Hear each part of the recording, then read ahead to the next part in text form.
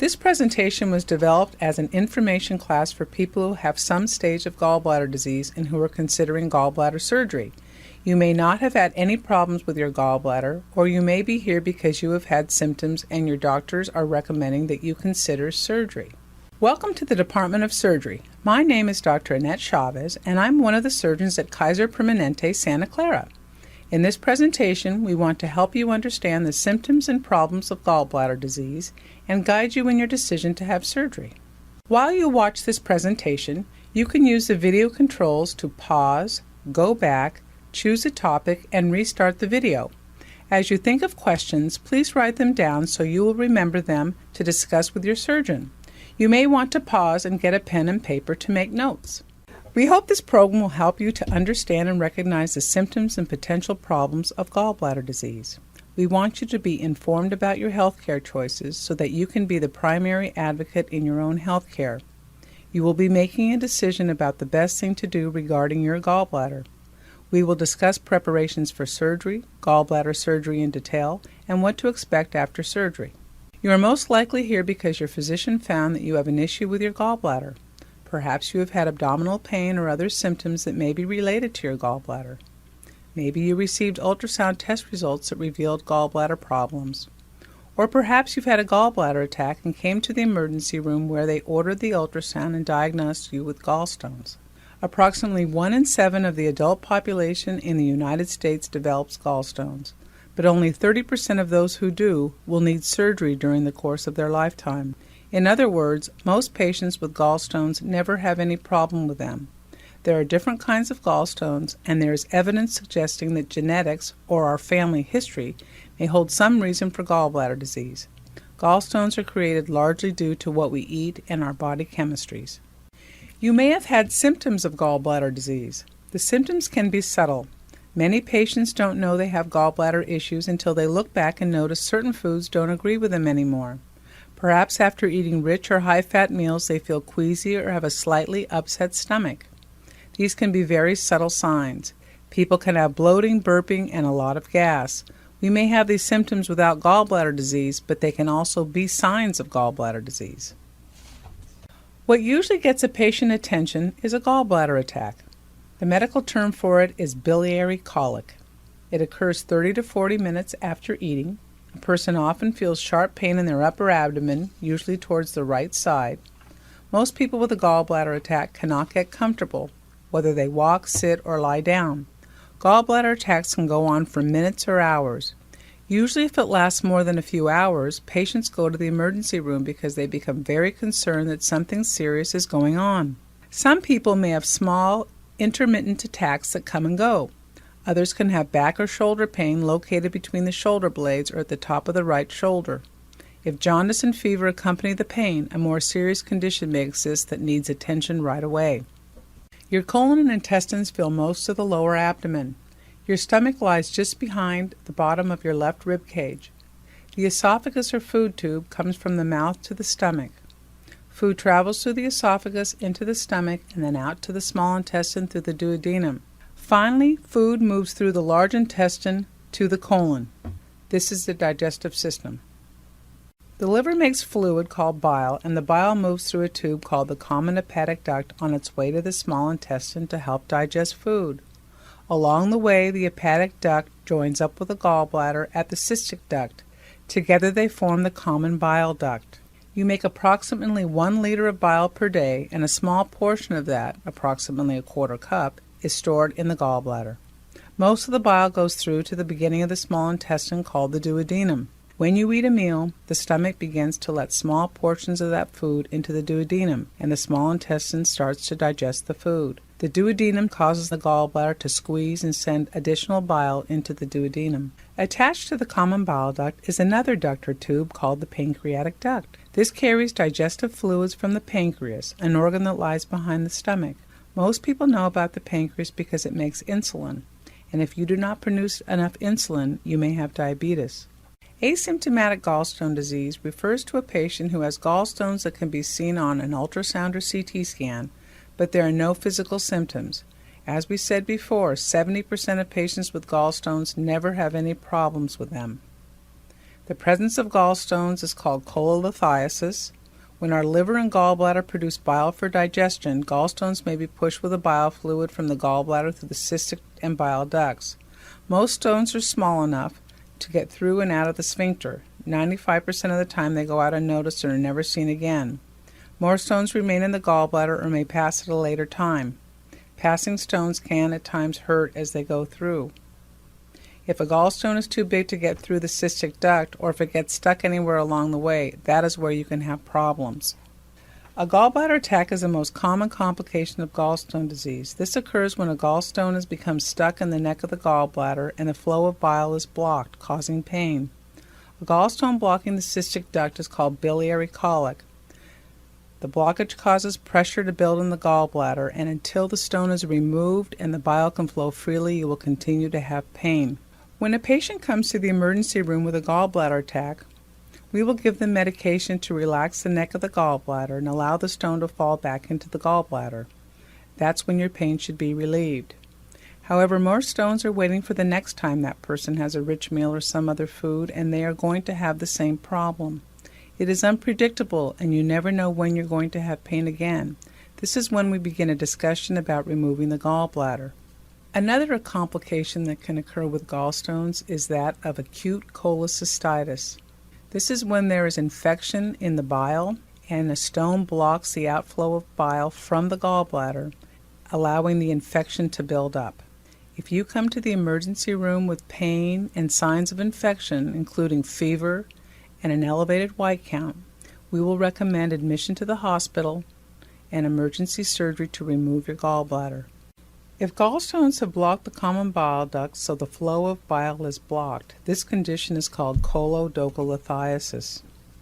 This can very quickly lead to more serious complications as the bile then begins to back up into the liver itself. There are a lot of blood vessels in the liver, and when the bile gets backed up, it can spill into the blood and people can get jaundice, which is characterized by yellowing of the eyes and skin. Your urine gets very dark like Coca-Cola, and stools can get very light like clay. If the bile ducts are blocked and the bile is infected, this infection is called ascending cholangitis. This is life-threatening. Not only does the bile back up into the liver, it brings bacteria into the liver with it, and the bacteria with the bile can spill into the blood, and then patients can become very ill. Bacterial infection in the blood is a very dangerous condition. If not treated and relieved, it can kill people within 24 hours. So if you wake up in the morning and you look in the mirror and you have jaundice, you have a fever, and you have abdominal pain, please come to the emergency room right away. If you're alone, call 911. Another organ we mentioned, the pancreas, secretes digestive fluids into the duodenum and small intestine. The pancreatic duct is the connection between the pancreas and the common bile duct. A gallstone can block the pancreatic duct and prevent the flow of fluids, and this time the fluids back up into the pancreas and cause inflammation. This condition is called gallstone pancreatitis. Treatment for this is admission to the hospital. We wait until the pancreatitis subsides and then recommend an operation during that hospitalization to remove your gallbladder. The standard surgery to remove a gallbladder has been called a cholecystectomy. This operation is performed under a general anesthetic. You have to go completely asleep for the operation. At times we perform what we call an open cholecystectomy. That's where we make a cut or incision below the rib cage directly over the gallbladder and remove it. The larger incision of the open cholecystectomy is fairly uncomfortable because it is right under your rib cage. Your hospital stay is approximately 3 days. Another form of surgery is called a laparoscopic cholecystectomy. We make a few small incisions instead of one large incision. This has become the preferred method of surgery. At the time, we will insert a small catheter or tube into the abdominal cavity and pump in some carbon dioxide gas. This lifts the abdominal wall up off all the abdominal organs. The abdominal wall covers the organs in your abdominal region. You have a muscular abdominal wall filled with muscle, skin, and fat that covers everything. This will stretch out and enable us to work. We put a hollow tube with a camera and light source in that space to see inside. The camera takes pictures of your organs that are sent to 2 video screens on either side of the operating room table so the surgeon and their assistant can see what's going on. We handle the gallbladder itself through the other hollow tubes and instruments inserted in the top part of the abdomen. We remove the gallbladder from the underside of the liver with a special bag and remove it from the abdominal cavity. Then we remove all of the air so the abdominal wall goes back down on top of the organs. After surgery, there is some discomfort from stretching the abdominal wall, but this usually resolves in a few days. Some people say their waist is a little stretched out for a while, and after a couple of weeks it should go back down to normal. We place absorbable stitches on all of the incisions and some skin glue or steri strips on the small incisions, and then we'll wake you up. We know that patients would rather have the smaller incision or laparoscopic surgery. However, 3% of patients are not able to undergo a laparoscopic cholecystectomy. If we do not discover this until after the surgery has already begun, we may have to do a conversion to an open cholecystectomy. Before surgery, you sign a surgical permit that gives us permission to do the open surgery, if in our judgment it is the safest way to go for you. For those few where we have to change our approach to open surgery, it's usually because their gallbladder is infected. The gallbladder can be very diseased, and it's very difficult for us to manipulate it through the small incisions. So if you have an infected gallbladder, it's more likely you'll need an open surgery. There are a couple of other things that will cause us to have to convert you to an open surgery. If patients have had prior operations, such as taking out part of their stomach, liver, or colon, and have a lot of scarring in the abdomen, it may prevent us from lifting the abdominal wall off of the organs to make the workspace. At that point, we would have to do an open cholecystectomy. When doing these surgeries, the images are put up on video screens.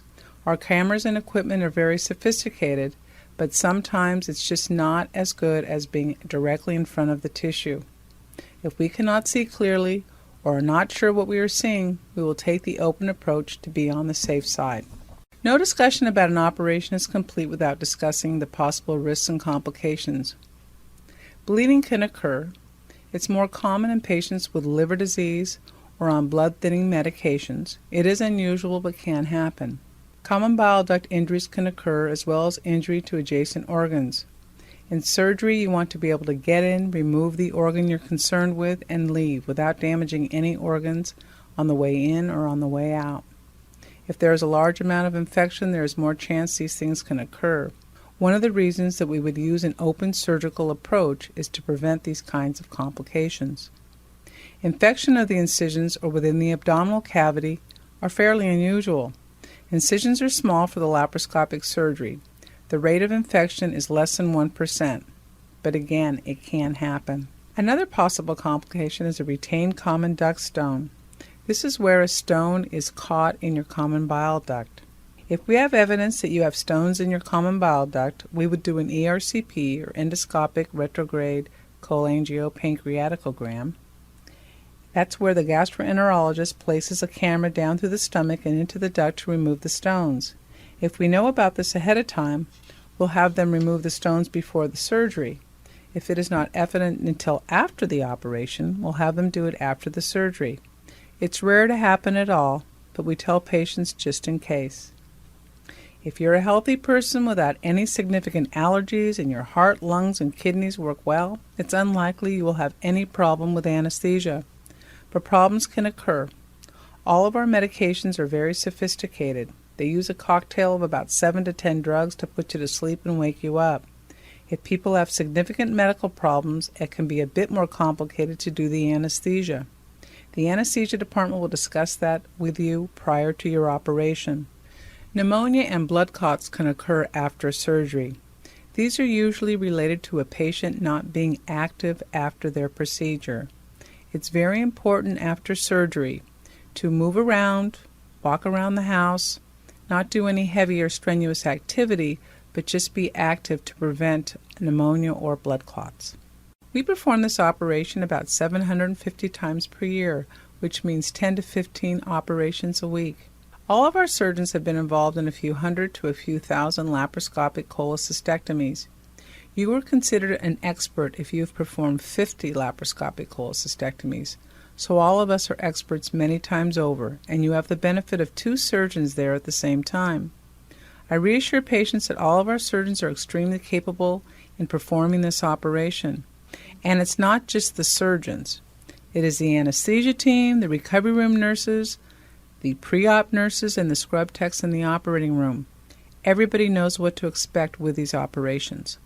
Our pre-op clinic will call patients to make sure that everything in the medical record is up to date. If they have any concerns about medical issues, they will ask you to come in and see one of our doctors or anesthesiologists. Please let them know if you have a history of previous surgeries. For most patients, a physical is done the day of surgery. If you are a smoker, you will be asked to come and attend our pre-op class for smokers. This is a very informative class and greatly educates our patients about the risks of smoking prior to an operation.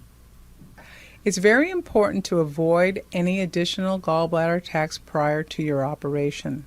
The best way to do this is to keep to a no or low-fat diet before your operation.